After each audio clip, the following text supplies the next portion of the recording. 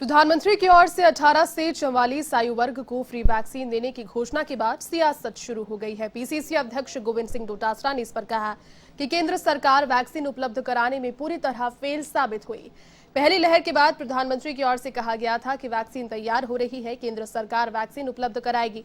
Budget 2021-22 में केंद्र सरकार की ओर से वैक्सीन के लिए 35,000 करोड़ का बजट भी रखा गया, लेकिन जब दूसरी लहर आई तो केंद्र सरकार वैक्सीन, ऑक्सीजन उपलब्ध कराने में पूरी तरह फेल रही है।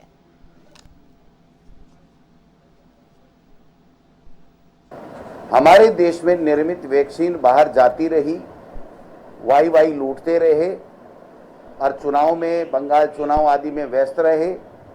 और यहाँ पर कोरोना दूसरी वेव इतनी खतरनाक आई कि देश में लाखों लोगों की जान गई। और उस वक्त मोदी जी ने अपने हाथ खड़े कर दिए और राज्यों के ऊपर ये कह दिया कि आप जानो वैक्सीन कहाँ से आए, कैसे खरीदो, कहाँ से पैसे का जुगाड़ करो, आप जानो, और छुप करके बैठ गए।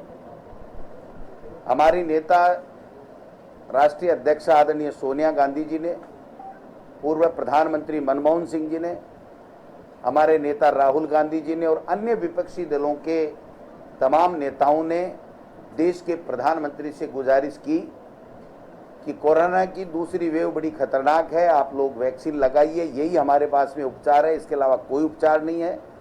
अन्य राज्यों के मुख्यमंत्री ने कहा कि आप हमें वैक्सीन उपलब्ध कराइए।